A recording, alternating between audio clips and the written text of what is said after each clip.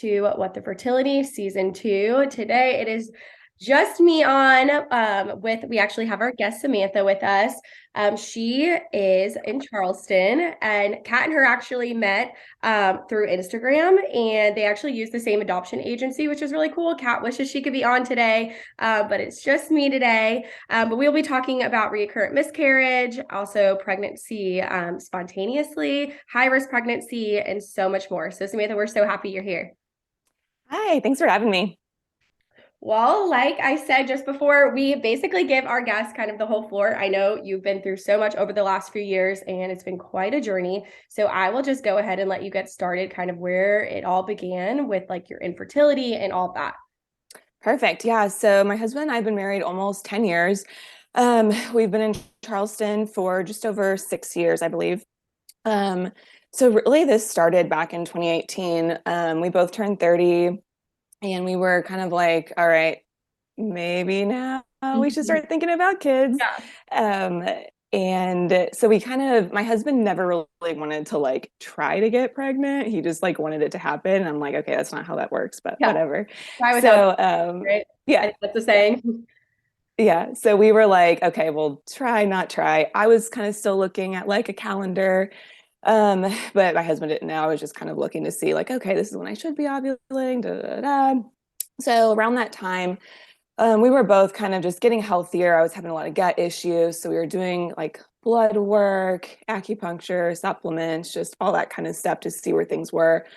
My hormones were a little off, not like crazy off where it wouldn't support a pregnancy, but enough where it was like, okay, maybe that's why I'm not getting pregnant. Maybe we should get this under control. And so that's kind of why we did the acupuncture and the supplements to kind of help with that.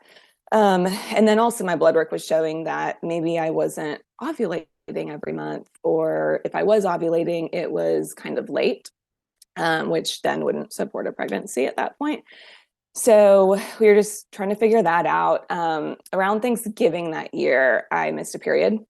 And so I took a test and it was negative, but I felt off, but yeah, I didn't really know. So I was kind of Googling. That's kind of what I learned what a chemical pregnancy was, but just, whatever. I think maybe like a week later, I got my period and it was heavier. And so I called my doctor because I think I bled for like 2 weeks. And yeah, so then after I stopped bleeding, they had me come in for an ultrasound to check, like, did I have any cysts? What was that? What was going on? And everything looked fine. And so we talked about like maybe it was a chemical pregnancy, maybe I was just stressed, not really any answers. Um, so knowing what I know now, I'm pretty sure that was my first chemical pregnancy. But yeah, so I didn't feel like grief with that though, because I didn't have confirmation that it was a pregnancy. Um, so 2019, we kind of started actively trying. So we're like, all right, this isn't just happening. So I was doing like ovulation kits. We were like kind of timing the acupuncture. I talked to my doctor and she had scheduled, did an order for my husband to have like a semen analysis, just because she was like, you could spend years doing this and Wow. then find out maybe he's the problem. Yeah, yeah, of course, Yeah. for sure. Yeah. So that came back totally fine. So we were like, all right, cool. Just keep trying to figure things out. We didn't feel led to do IVF. We just always kind of were like, that doesn't really feel like something we want to do. I personally felt like if we did, it wasn't going to work. So I just didn't want to put like time, energy, emotion into that. Sure. And And all the money. So that's a huge expense in itself. Absolutely. exactly. And adoption was something that we had always talked about and considered. I have family members who were adopted. The community I grew up in, tons of people like adopted and did foster care. So it was always something that was like in my life and on my radar. Yeah. And something we even talked about early on in dating that I was kind of like, this is something that's important to me. How would you feel about it? And he was just like, yeah, cool, whatever. Sounds good. That's amazing. Yeah, so that was really good. So yeah, we were like later, so 2019 later, we were driving home from Christmas. Our parents live in Florida, and we were just like kind of sad. We were just like, this sucks. Like, we want a baby so bad, like it's not happening. What do we do? We're doing everything in our power, we feel like. So and up in that at that point, my doctor had kind of just been like unexplained infertility, right? Like she was seeing all the blood work that I was doing with like the holistic practitioner. And she was just like, I see nothing here. Everything looks good. I think she had ordered some at that point as well, and everything from her end looked good as well. So no answers. So we were just like, okay, like what's next? Do we just pursue adoption now? Like what should we do? So we're Christians, and we really prayed about everything. And on that drive home, we were like, I wonder if there's any podcasts on adoption.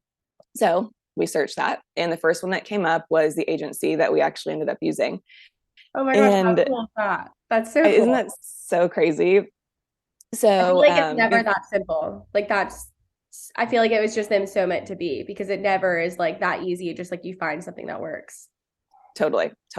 So when it came up, I was like, okay, let me research these people a little bit, because you don't want to just listen to whatever's out there. You want to see like the background. And when I started Googling them and got on their website, I saw that they were actually based in South Carolina.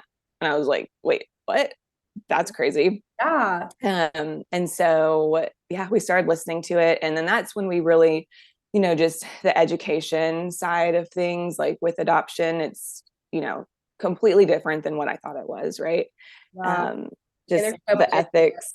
sure. Yeah, so much. So, yeah, we listened to, I think, almost all of their podcasts on the drive home, because it was like where our parents live, it's very south. So it's like an 8-9 hour drive. So after listening to that, we were kind of like, okay, we really think this is what we should be doing. But we had this big trip to France planned, and we had been planning it for like a year. My husband's grandfather was in World War II, and so we were like going to go through the whole country, like every place he had been. And so that was supposed to be March 2020. Oh my And gosh. yeah, No. yeah. So we were like, all right, after we get back from France, we're going to like hit the ground running with Yeah. adoption. And obviously Now at COVID this happened. point, sorry, I don't mean to cut you off, but at this Yeah. point, are you guys like still trying without trying? Or Yes. you are? Okay. Yeah. We were kind of just like, we will pursue this. And if a pregnancy happens, that's great. We obviously want that to happen. But if not, then adoption is what we want to do. And so during that time too, like between, December, when we kind of made that decision that yes, this is what we were going to do, and then all the way up until like, well, through COVID and stuff, we really, talked a lot about what like grieving infertility looks like. And are we okay if we never get pregnant, if we never have a biological child? Like, is that okay? And ultimately, we decided that, we wanted to be parents. A pregnancy was kind of just a means to becoming parents. It wasn't like, okay, I must be pregnant and give birth. I just wanted to be a mom. Be parents. Yeah. No, of course. Totally. So, and that with, miscarriages and things like that, obviously that kind of changes things and adds like different emotional aspect to it. But at that point, I was totally fine if I never got pregnant. And that's just, we grew our family through adoption. Yeah. So COVID hits, France gets canceled. We just, like everybody, like renovated our house. We'd been thinking about moving. So we did that. I listened to like every adoption podcast ever. And yeah, didn't care if I ever got pregnant. So we were like, we're not going to be able to go to France, next month or in 2 months. Like that's, going to be kind of a long ways down the road.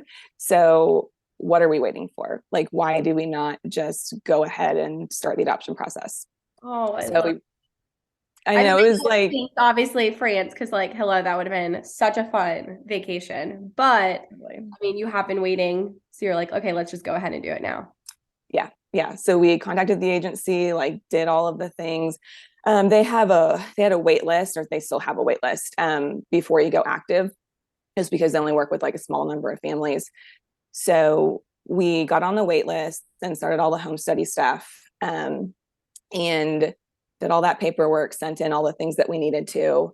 And then I know like listeners who are like wanting to possibly start the process of adoption. I know it is different, obviously, depending on each couple and each agency, I'm sure is different, but like how long for the paper? I just know from like Kat's side of it, of how long it took from like, okay, you were like, yes, let's do it. You got on the wait list to, okay, our home study is like complete. How long did that take you?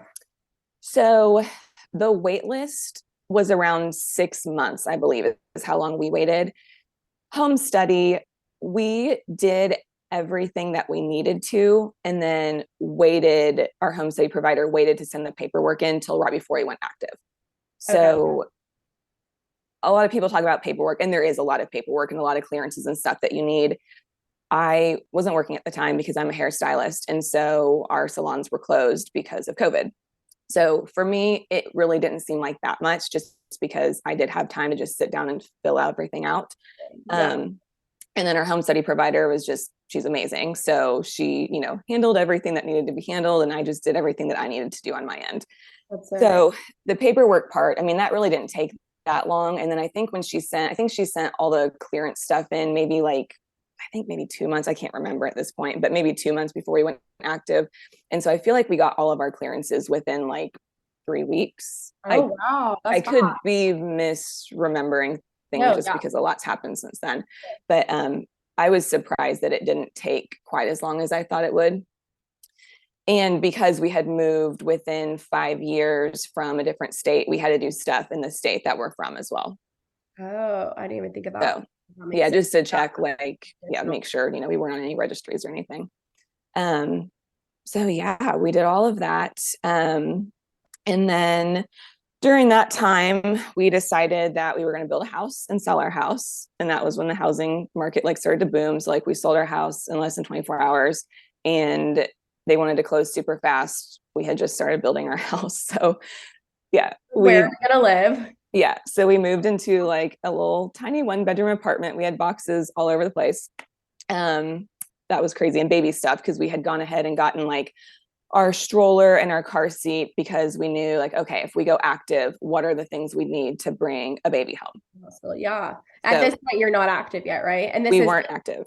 what you're now like September. So this was like, yeah, August was when we sold our house and moved into the apartment. And they kept saying like our number on the wait list was moving pretty quickly, and it would move a lot one month, then maybe just one space the next month. So it was kind of an estimate. So we were like, we'll just get all this stuff just in case. So, I've got like a stroller, a car seat, like in my 1 bedroom apartment next to like all of like my couch, it Did was crazy. they say what could take like a couple of years if you once you get active? What is the like statistic? I don't even know exactly. What did they tell you? Yeah. So the national average wait time is 2 years. Okay.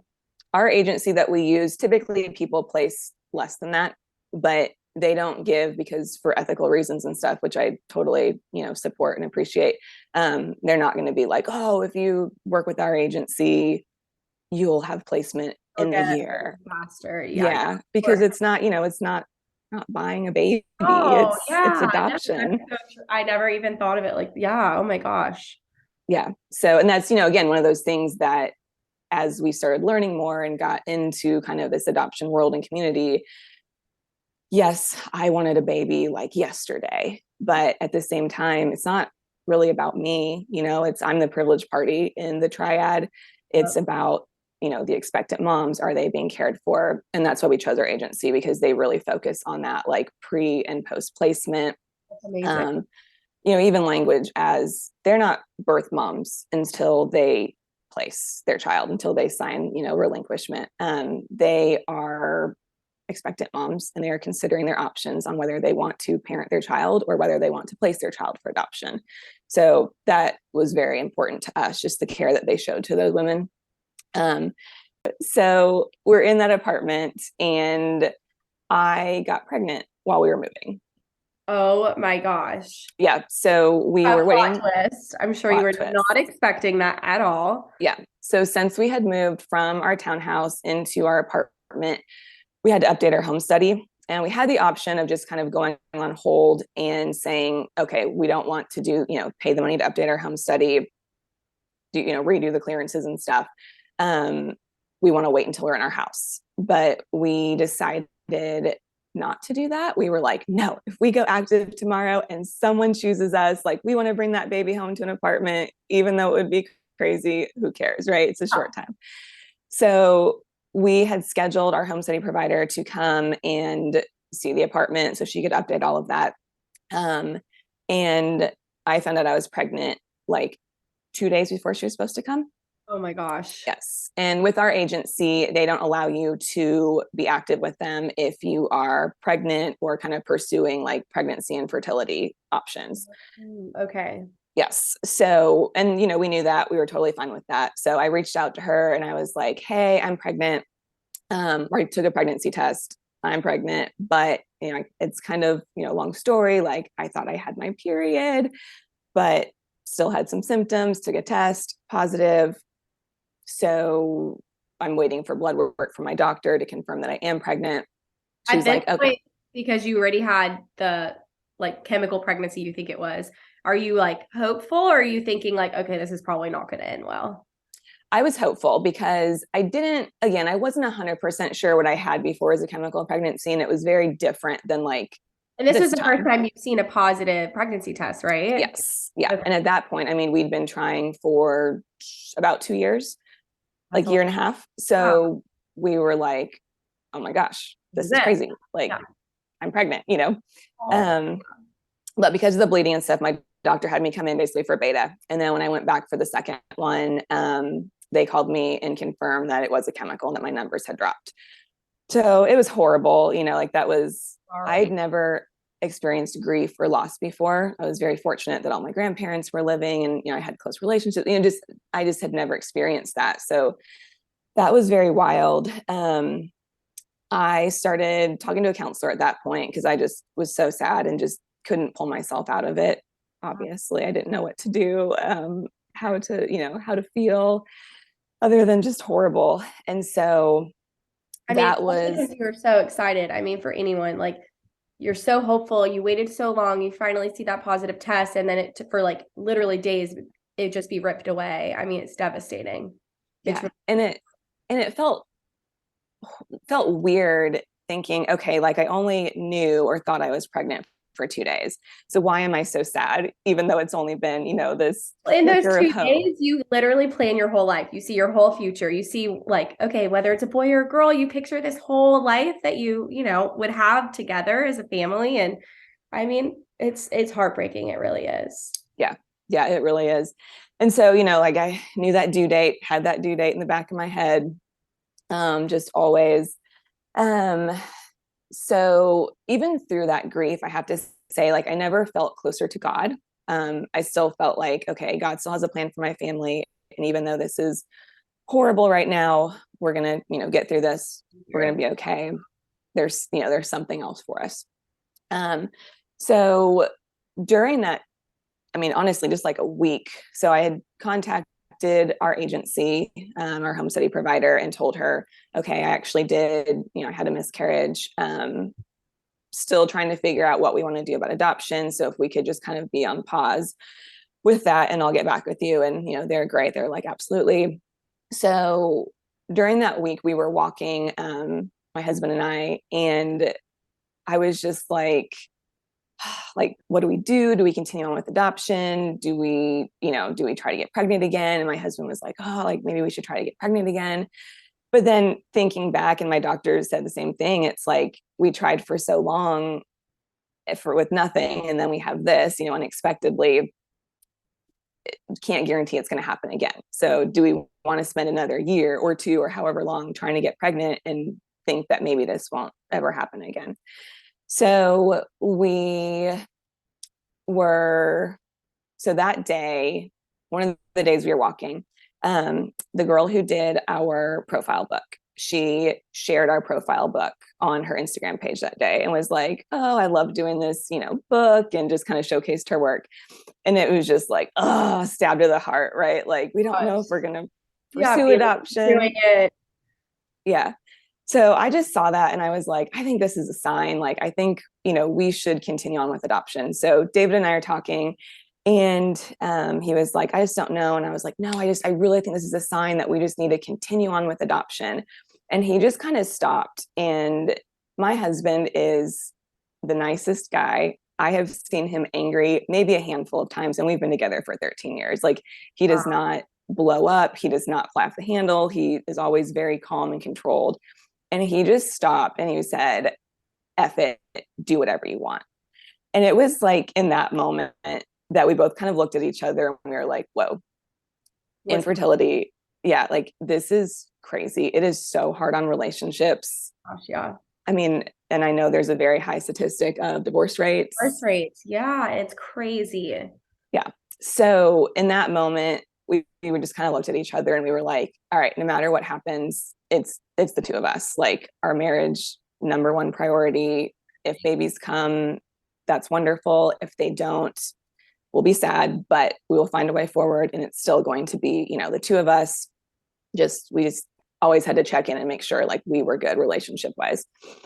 So I just want to like comment on that because that's a huge point. Like I know you said statistics rates for divorce are so high when you're going through for like any kind of infertility, trying to get pregnant, miscarriages, all the things, because it's so hard on each individual. And I think especially like you can like almost retreat inward and forget to kind of do that check-in and because it's the woman that's usually happening to that you kind of forget about the husbands, but you forget that they also are going through it, and it could be hard sometimes to like have that conversations and communicate and check in with each other. And so it's just so important. I just wanted to like just touch on that's a huge thing to do, and just keep reminding each other to have those check-ins, even if it's weekly, monthly, whatever, just something so you guys can like still be on the same page.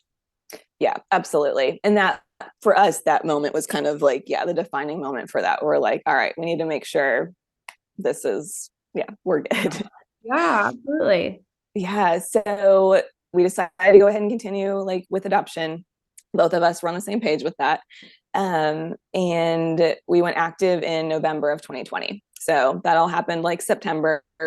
We went active November, like around Thanksgiving weekend, actually, which was cool.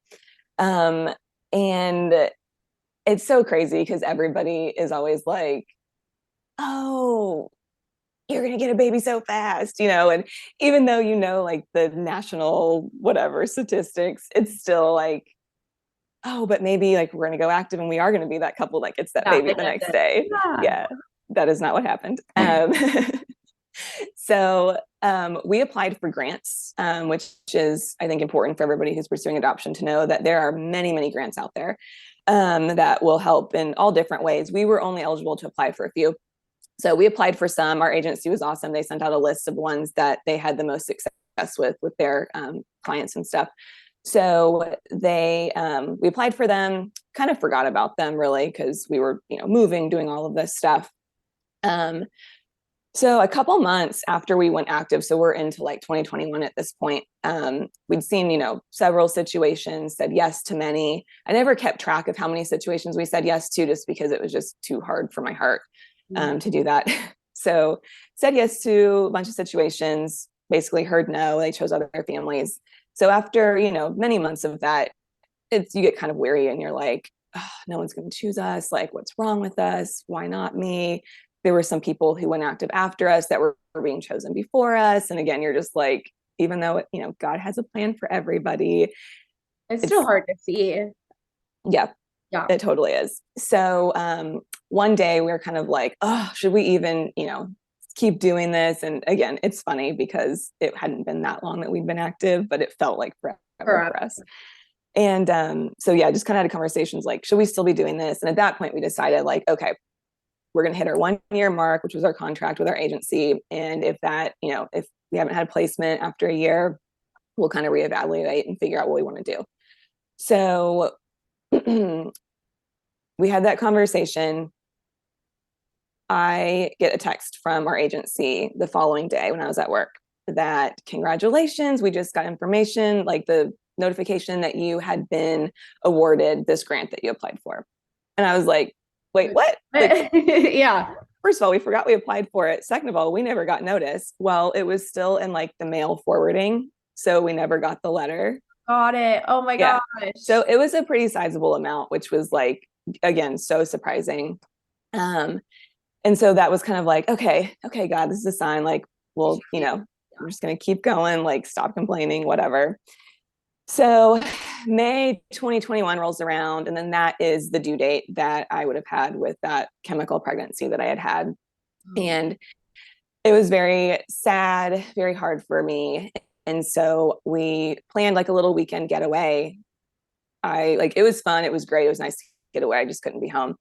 And while we're there, I'm just like crying my eyes out like one night, just all night long. This is just horrible. Like, why did this happen? I don't understand. The next day, we're driving home. And we get another text from our agency saying that the grant that we were awarded, they'd actually increased it. And so we were just like, like, oh my wait, what gosh. is happening? Oh my gosh, Yeah. so Yeah. So crazy. that at that point, we were just like, all right, God, you've got a plan. Like, we are not going to question this anymore. Like, why do we keep questioning? This is so crazy. It's like literally trying to tell you, like, hello, you Yeah.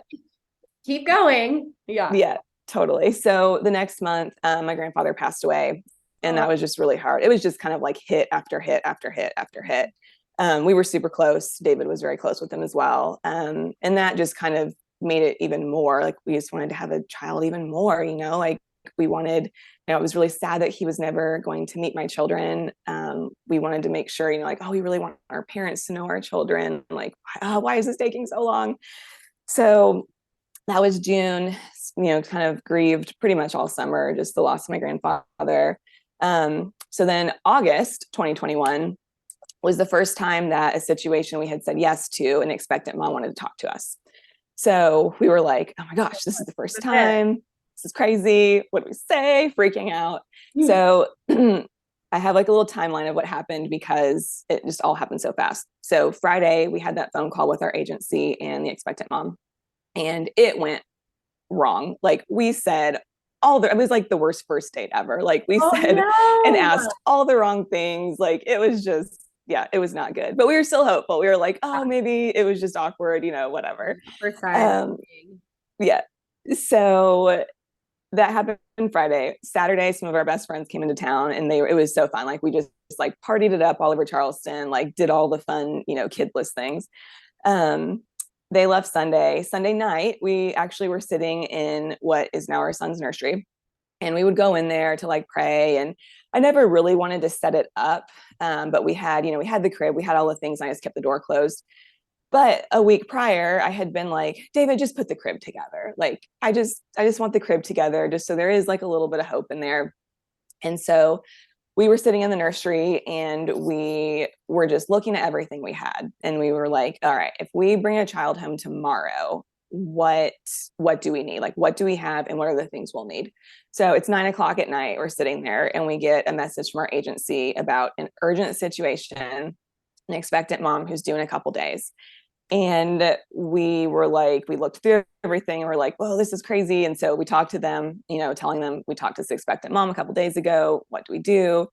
And they were like, if you want to say yes, say yes. You don't know who she's going to choose. She talked to some other families as well. You don't know if she's going to decide to parent, just always put your yes on the table. So we did. And so we said yes to that situation. We're like, all right, are we going to be bringing a baby home in a couple days? This Oh is my crazy. gosh, this is insane. Yeah. So the next morning, Monday morning, I'm driving to get acupuncture, and I get a phone call from our agency that said the expectant mom we had talked to Friday chose a different family. And my initial thought was like, oh, that's okay, because this other situation is meant to be Yeah. ours, right? Um, but then I got off the phone with her, and it just like hit me that we could hear two no's in one day. And at that point, I was like, I can't do this. This is so crazy. You're like, how much So like more no's or rejection, quote unquote. Of course, it's not true. Like you're not being rejected, but it feels that way, I'm sure.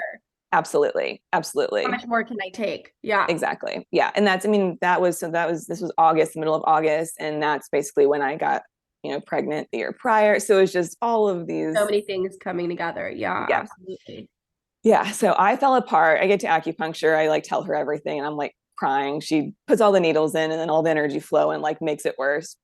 I was supposed to meet my friend for lunch afterwards. I couldn't even call her because I was like sobbing so bad. I like text her and was just like, I can't come. Here's what's going on. She's like, I'll pray for you. Like it was so sweet. Um, but so I'm driving home, and for everybody who lives in Charleston, I'm on the Wando Bridge, just like, oh my gosh, sobbing and just so angry, like screaming at God, like, why are you allowing me to go through this? Like, how much more heartbreak can I take just on this giant bridge? Like, what is my life? Yeah. So I get home and I had counseling set up that day. So I'm with my counselor, talking to her via Zoom, crying, telling her everything. And I was like, and I have these onesies that I bought, but I haven't washed them and I can't wash them. And Oh. the situation that we were waiting to hear back from was in a different state that was 13 hours away. Yeah. So she was like, you have to wash the onesies. And I'm like, I can't wash the onesies. And she was like, you could be getting in your car and driving 13 hours. Like, you need to have the onesies ready just in case. But I don't know what it was about these onesies. It just like was this So symbol. yeah. So she was like, when you get off of here with me, wash the onesies. So I am just like sobbing, like putting these Throwing it in onesies the in the wash. wash. So Yeah. bad. Yeah. Yeah. I'm like, if I take these out and then we find out that we were not chosen, these are going in the I'm trash. burning Like, them. yeah, can't even look at them. Yeah. So, yeah, all day, just emotional mess. That night, Sunday night, 10 o'clock, we get a call from the paralegal who was handling the case that she chose us. Oh my gosh. Yeah. And so she was like, you need to pack a bag. You could be, she could go into labor right now. Like, you just don't know. Okay, wait, what is your like you and your husband's initial like reaction? Were you Oh my freaked gosh, out? freaking out. We were like, there is no way. Like, what? Are you serious? Oh, Like, it's he, so like, sweet. our child could be born tomorrow, but still knowing at the same time that, she could change her mind, decide to parent. And, us, we would fully support that because obviously, keeping a family together is like best case scenario, right? So, we were crazy excited, but also trying to like handle expectations. So yeah, I threw like the craziest things in my suitcase. I can't even tell you what it was. Cause she was like, if the baby's already born, then you're gonna have to fly up there, Samantha, while your husband drives up there with your things. Cause like, you'll need to go to the hospital. And I was just like, I can't do this by myself. Like, David needs to be there with me. So like thankfully that's not how it worked out. But the next couple of days we were just driving around like crazy, like getting stuff together. One of our good friends dropped what she was doing when I told her and brought me like all of her son's stuff. Oh, that is Like, so sweet. it was so great. And we didn't know at this point if it was boy or girl. Yeah. Oh my gosh, So this is so exciting. Okay, sorry. I'm like, this is crazy. yeah, it was really crazy. So we, getting all the things that we needed, but also, glued to our phones. Like anytime we got a text where it's like, oh, who is it? What is it? What's going on? Yeah. So a couple days passed.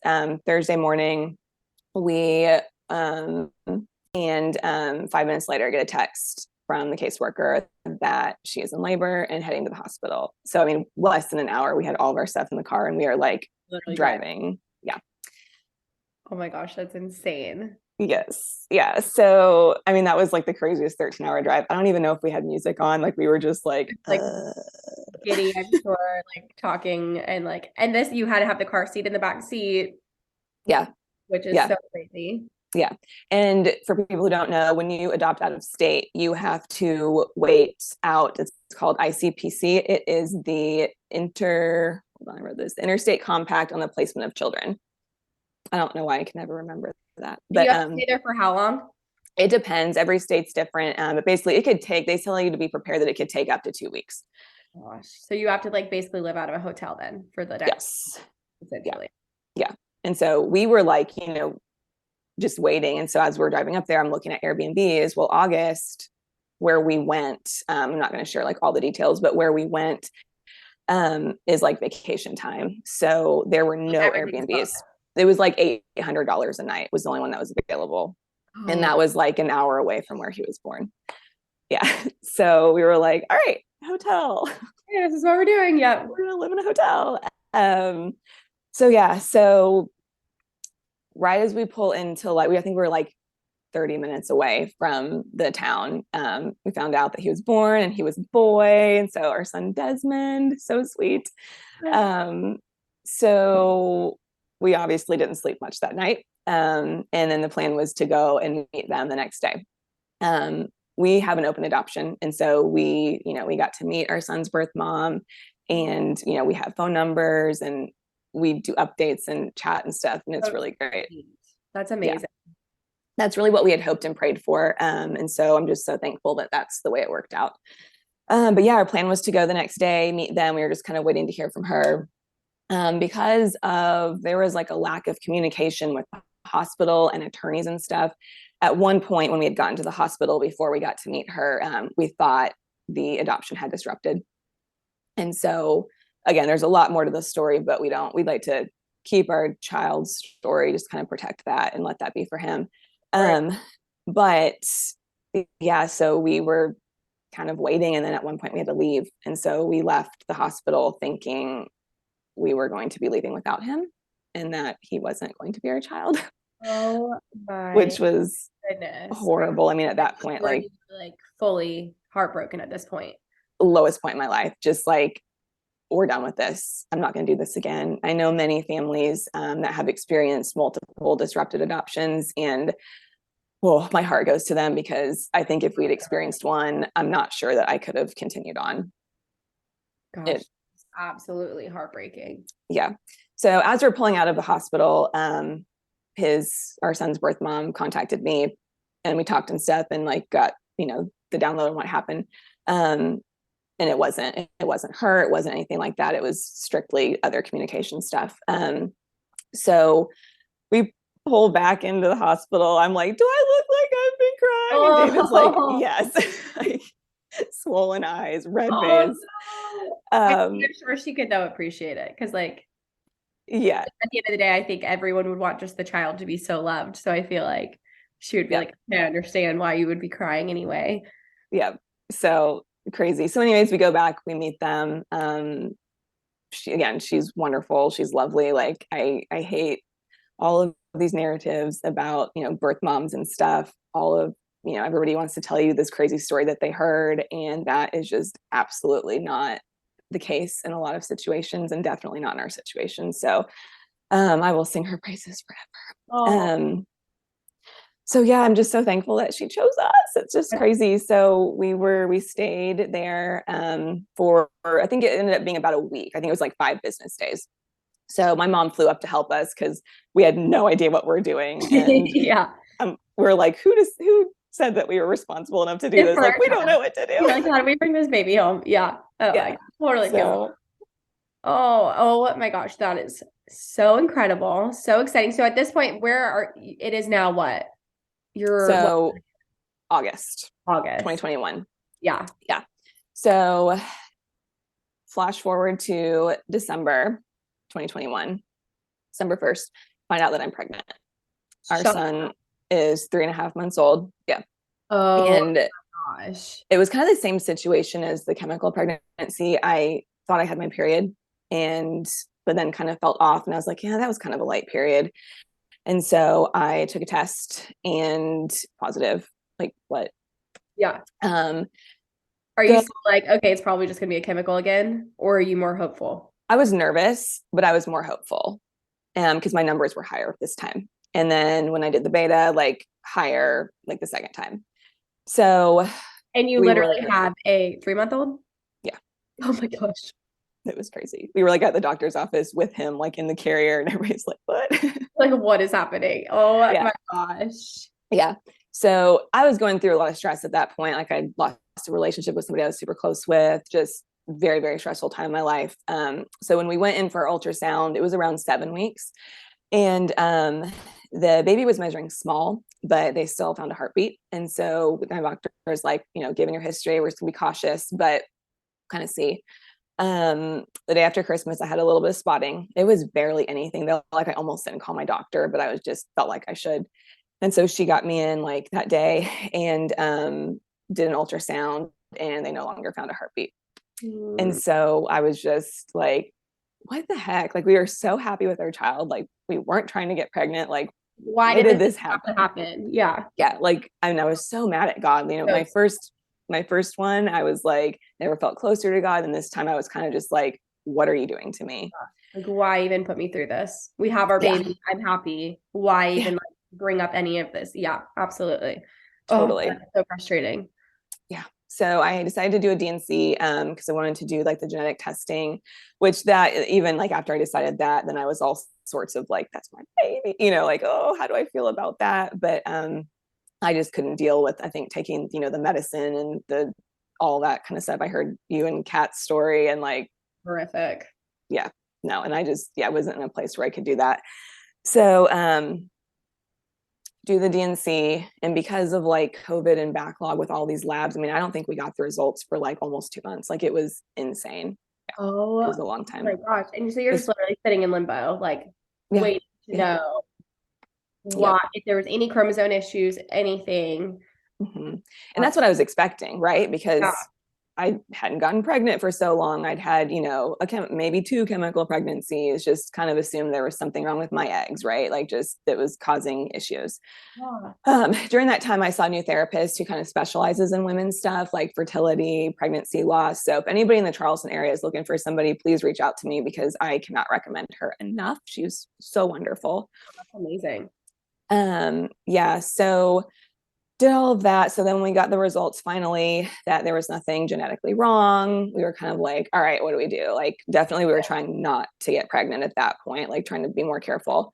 And I talked to my doctor and we decided we wanted to do like recurrent pregnancy loss testing. So funny enough, she had said like she could do it or I could be referred to like a reproductive endocrinologist. So I called a fertility clinic here and I scheduled an appointment. And when I talked to the girl on the phone, she was like, okay, so then after your initial consult, then you can decide if you want to do IVF or IUI. And I was like, Like, wait, wait, I don't know if I want either. You're I like, don't think I want to do that. Like, I'm just trying yeah, to figure out, like, is there wrong something with my wrong? Like, body. what's Yeah. going on? And so I just kind of had a weird feeling about that. So I think like a week later, I called and I canceled it. And yeah, so it was just like, whatever, I'm just gonna do this with my, OBGYN. She knows my story. We'll just stay with her. So we were basically waiting for day 3 of my cycle to start the blood work. And then I had like my saline ultrasound scheduled. And like, I was going to talk to her about, maybe do I have silent endo after listening to y'all's podcasts and listening to other stories? I was like, I might have that. Like some of my symptoms kind of match up with that. So yeah, I was finally like kind of coming out of the grief fog from like the last miscarriage. And, that was just so hard dealing with that. And then like my baby that I have at home, I I'm felt sure. like I wasn't being a good mom because I was so like, in my own grief and trauma and, he needed me. And so that was a really, really hard, dark time in my life. Um, so yeah, I'm waiting for, day 3 of my cycle to start the blood work and was maybe like 1 or 2 days late, but not super rare for me. So I was like, okay, whatever. And then some of my telltale pregnancy signs that I have now experienced multiple times. The progesterone spike gives me hot flashes and I'll wake up in the middle of the night and have to pee. And that happened. Oh my gosh, And are you I like, was like, not again? I You're was so like, what mad. Yeah. happened? Yeah. I was like, no, I can't do this. So I take a And test. so fast back to back. I'm sure because like it took so long for even that first time that you like thought maybe you were pregnant. And then even then the second time it took a long time. So for it to be like quick like that, Yeah. that's crazy. Yeah. So at that point, I'm like, here we go again. I am going to have another miscarriage, like right when I'm starting to feel like myself again and all of that. So call my doctor's office, talking to the nurse, like crying, like I just got a positive test. I'm like, this isn't fair. Like, why am I so upset? Like getting a positive test. So I went in that day for blood work and my numbers were crazy high. I can't remember what they were, but they were so high. So she's like, we'll have you come back in 2 days. So go back in and they had like more than tripled. So Oh my gosh. And yeah, at this point, that's never done that, right? no, no. The last one, I think they doubled, like they were like just enough, but this one, And yeah, your they were. son is how many months at this time? He was like 8 months old, which Wow. is still a baby, right? Like Oh, it's still crazy. no, my son's 14 months and I'm like how I could not even imagine like getting pregnant right now. So I totally am like, wow. Oh my gosh. Yeah, yeah, it was crazy. So we do that, and we're like, I still was just like, I'm gonna lose this baby. Whatever. So at 5 weeks and 6 days, I was at work and I started cramping. And I text my husband. I was like, oh my gosh, I'm cramping. I'm freaking out. And he was like, calm down. I'm sure it's nothing. Like, you're just, just anxiety. And then shortly after that, I started bleeding. And so I was like, I'm going to continue working. Like I had clients sitting in my chair with color on their hair and I'm like, it's fine. Like I've had a miscarriage before. Like obviously that's what's happening. Like, why am I going to cancel more work? Because I've, had to keep canceling work because of miscarriages and babies and all this stuff. So I could not do that. My body just would not allow me. Like I was like trying to shampoo somebody and I was like, I can't even move my hands. So yeah, it was insane. So I left and went to my doctor. They did an ultrasound and my husband was with me with our baby then too because I was like, I can't go by myself. I can't like get this bad news Well, of again. course, like and alone. Oh my Yeah. God, no. So they do the ultrasound, they see the bleed, but they also see the baby and the heartbeat. Yeah. Oh my God. So my doctor's like, at this point, 50-50 on what's going to happen. Like, given your history, like, we don't know. So she was like, you're just going to be in here weekly for ultrasounds. So that's when I started going weekly for ultrasounds. And I continued spotting every day until 16 weeks. Did you have like a subchronic hemorrhage or what did they say? What Yes. oh, it was that? Okay. Yep. So that's what they ended up like diagnosing that as, um, which is crazy. Like some stuff I found out later on about that. But Because I know it's common because I had one, but it's more common with like IVF and stuff yes, like and that. that's what, yeah. Eventually, when I got referred to MFM, he told me that. Mhm. And so, and then like the placenta issue that I ended up having. But yeah, so into weekly appointments. And, they're kind of like, we don't know why this happens, but it does. So I think when I hit like 16 weeks was when really it was like every appointment kind of after that, they found something different. Which, you think like, okay, you get to 8 weeks, that's, that's a big milestone. And Yeah. then 10 weeks, and then 12 weeks, and then 16 weeks, like, oh, but because I had that bleeding every day, it was just like, if I didn't have it for several hours, I was like, oh, okay, maybe it's gone. And then it would come back and then just immediately like took me back to like, I'm going to lose this baby. Which is like so traumatic in itself. I can't even like such a total like mind F, honestly. Like, Yeah. because and you're like, obviously you have a baby, so you're like happy and excited that you have this like child, but then again, now you're pregnant and it's like a constant traumatic thing every single day. Oh my goodness, I couldn't Yeah. even imagine. Yeah. And then at that point, I think it was like shortly after, I think I was like around 6 weeks when I started like throwing up every day. And so then I was like, yeah, thankfully, Girl. I mean, I had not like I was nauseous all day long, but I was only actually throwing up like in the mornings for the most part. There were sometimes it was later on. So I was thankful that it was kind of just like it wasn't all day long. Yeah. But I still like my whole pregnancy, like food did not taste good. Like, well, it was just I was tired, around ligament pain, just like All nothing the that I things ever that like, expected. yeah. Yeah. Like I waited so long for this and why can't I enjoy it? And Hmm. so many people were like, you just need to enjoy it, da, da, da. And I'm like, you don't understand. Like Like, I physically can't. I can't physically enjoy it. Like 24/7, I think I'm losing my baby. And it's just, it was so hard. And I think I kind of at some point kind of disassociated it like from my body. Like I wanted to feel like very connected to my child. And I did at, a certain point. But it just, my brain just could not I'm sure accept it's the also like fact. a coping mechanism, I would Yeah. imagine, that you were like, okay, I can't get too excited or too hopeful or whatever, because at any second, I'm sure you probably were like, things can just go bad and I can lose this child. Yeah. And I found out like through counseling and stuff that it's literally like what your brain does to kind of protect yourself Yeah. because I've been through it before. I know what to do. So I was always like, okay, I'm going to lose him. And then like Yeah. just constantly playing that. I didn't want to, like I didn't want that to be the situation, but it was. And then especially at every doctor's appointment, it was just like, just one thing after another. So when I was around like 18, 19 weeks, at one of the scans, they saw that my placenta was coming off the wall of my uterus. And yeah, It's so scary and dangerous. yeah. So they put me on kind of modified activity. And so I had like a neighborhood girl come in and kind of help me with my son on the days that I was home. I had to cut my work hours back since that I do is like really physical.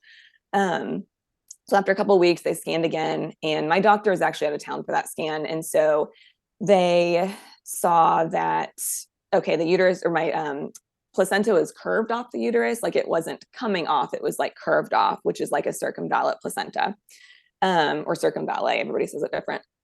Um, And then they saw like a band running through it. And so they thought it was scar tissue, which is snakia or snaky eye. Again, I've heard it said like 20 different ways by different medical professionals. And so they were kind of like, this is probably scar tissue from your DNC. And I was like, good grief. Like, are you freaking kidding me? Like, I can't get away from this. Are you kidding? So they assured me like the scar tissue was very, very thin, if that's what it was, and that it shouldn't affect, baby or pregnancy. But it still was just like, oh my gosh, one thing after another. So I go home and I did look this stuff up. I wasn't like looking for worst case scenario. I'm just like, it's my body. I need to know what's going on with it. And so the scar tissue thing actually wasn't that concerning to me, but the circumvallate placenta was. And so I was like, oh my gosh. And so I called the nurse back and I was like, hey, whenever my doctor's back in town, I'll come in if I need to, or if we need to do a phone call, like, I just want to talk about this. And so the next week, talked to my doctor. And at that point, she was like, I'm just going to go ahead and refer you to maternal fetal medicine just to like have second eyes on it. Like everything's probably going to be okay, but we want to monitor and make sure. So what does So it exactly mean? Like, what is it? I know you explained it's like more of a curve and it's not like fully like detached, but like what is yeah, so it is basically like where the placenta at some point has come off the wall of the uterus. So if you think of it, the other doctor that I saw kind of explained it in a way, like think of like an elf shoe, like Santa's elf shoe, yeah, that kind of curves up. It's yeah. like that. It like kind of, there's a part of it that comes off the wall. And what So, can that cause potentially? so it puts you at a higher risk for abruption. You're at a higher risk of your water breaking early. And it can also affect baby's growth. So baby can stop growing, not getting all the nutrients that it needs because it's kind of cut off from the placenta. So that's basically what they're monitoring for. And there's, all different, you know, how bad it is, the position of the placenta, like what the baby looks like, just all of that. So I was early 20 weeks at that point. I think I was like 21 maybe weeks around then. So got an appointment with maternal fetal medicine, started monitoring there. He confirmed that it was a circumvallate placenta and that what they thought was the scar tissue that they saw was actually a placental band, which is just the part that kind of connects that like off, like connects the placenta. So that was good news if there could be good news. And it's not an amniotic band, which is like something that's like very serious and can be very harmful to your baby. So he was not concerned about the placental band in my situation. But just I started going to see them for monitoring as well. So yeah, at that point, then once I hit like 30, 32 weeks, I was at his office weekly and then at my doctor's office weekly for NST and then for ultrasound. And basically, I mean, I had just, because of all of the risks, I was convinced that I was going to be delivering early. I was so afraid to do anything, to risk like placental abruption. Because also my placenta, it was anterior, so it was on the front and it was going up and down. So what MFM, what he said was that as my belly would grow, it was going to be at a greater risk of coming off and abrupting even more, because if it was in the back, that's not the part that's like really stretching and stuff. Oh, so like, were you just a hot mess freaking out like your whole pregnancy? Basically the whole time. Yeah. And I stopped working like a month before my due date just because I was like, I mean, what I do is physical. And then I also have a child at home, so it's like, I just need to like be present at home and not overdo it on my body. Which I'm sure also is so hard because I mean, if you love your job too, like that's gotta like feel like, okay, you're losing a little bit part of yourself, like through this pregnancy and you're stressed and like anxious. And there's just like, it sounds like every single visit, there's like something almost like continuously happening that, oh my gosh, I can't even. Yeah. Yeah. So sorry that you went through all that. Thank you. Yeah, it's like I found myself like pulling into the doctor's office like every day, and it was just like I would just like feel this anxiety. I'm like, okay, this is because of like every other appointment and everything I found. But I wound up being induced 4 days early. My baby made it like through that whole time, and he didn't have any growth issues like we were concerned about. He was actually pretty big, so if I'd made it to my due date, he would have been over 8 pounds because he was just under 8 pounds. Yeah. Yeah. Oh my gosh, congrats. That's so Thank exciting. So wait, when you. was he born? So he was born the end of November. So sweet. So Oh my they're gosh. So they're 6 literally weeks what? old. How many? They're 15 months apart. You have your hands full. Oh my It gosh. is insanity in my house right Oh, now, that is so but it's sweet. And really it's two good. boys that you have. Yes, two boys, Desmond and Pierce. Oh my gosh. Well, congratulations. Thank Oh my you. goodness. That is so exciting. And so you said he's how many weeks? I don't even, Like 6 weeks. 6 weeks. Oh my Yeah, gosh. You're like in the thick of it right now. totally. Oh my gosh. Oh, that is amazing to get to where you are. I mean, I know obviously you went through the freaking ringer your whole pregnancy, even obviously trying for years and everything, but now you have your sweet baby and you got to walk through adoption and you have your boy that way as well, that you got to kind of experience both sides. So I think is really cool. Yeah, yeah, it is really cool. And that's I am so thankful that I did get, the gift of pregnancy and then also the gift of adoption. Like it's just I can't believe that we've made it here and going through all those like dark years and emotional, just it was so hard. But I'm like on the other side of it now. Mhm. Um, I don't love the term rainbow baby just because personally for me it feels like, oh, here's your consolation prize. And like that is not what my boys are. But it is true that it's like now that I'm, holding both of my boys after, what I experienced. Both of them were born 11 months after my previous miscarriages, which is just crazy. Yeah. And I think what I forgot to mention when I met my son, the day I met my oldest, was like when I met him and his birth mom, it was 40 weeks to the day that we went active with our adoption agency. Oh, wow. So, hindsight's 2020, right? Like I've been looking back just recently, especially like over all these years, and I don't want to say I'm thankful for what I went through because I wish I never had to experience miscarriage and infertility. And I, pray that nobody ever has to go through that. But here I am with my babies. And if I hadn't gone through what I did, I wouldn't have them and they wouldn't be here. Yeah. It's so true. Oh, wow. Oh my gosh. Well, I'm so excited for you. And just thank you for sharing your whole entire journey and just being so honest and open about everything. And especially the hard times, it can't be easy going through recurrent loss and just grief and all of that. But you're so honest and we just appreciate, I think so many people can relate to that. And now you have your two boys, which is so exciting.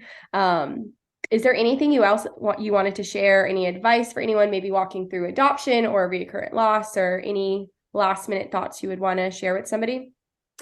Um, it's just, I don't know, listening to these podcasts while I was going through that was very helpful for me, even though everybody's story is always so different. But hearing, little bits and pieces, or even just other really hard things that people walked through, but how they turned out for them still gave me hope, even in times where I felt super hopeless. So if that is where you are at in your season right now, just it is hard to have that hope. And, you can't be promised that at the end of your journey, there is going to be a baby. But I pray that there is. And just to have hope still, because you don't know what the end of your journey is going to look like. And this isn't the end of my family's story. I don't know what that's going to look like in the years to come. But just, yeah, to keep having hope. And if you are a faithful first person, to just trust that God really does work things together for good. That doesn't mean that there is not going to be horrible hard times, and you can absolutely be angry about that, and you should be sad about that and experience, all of those emotions and that grief. But I just, yeah, there really can be, a rainbow at the end of this journey. I love that. Well, thank you so much, Samantha. And I know you mentioned earlier, if people wanted to reach out, if they are in the Charleston area, if they are in need or wanting any counseling, that they could reach out to you. So if it's okay, I'm going to put your Instagram handle on our show notes. So if anyone wants to reach out, be sure to check it out there. But thank you again for sharing your story. And we are so thankful that you were on today. Awesome. Thank you so much.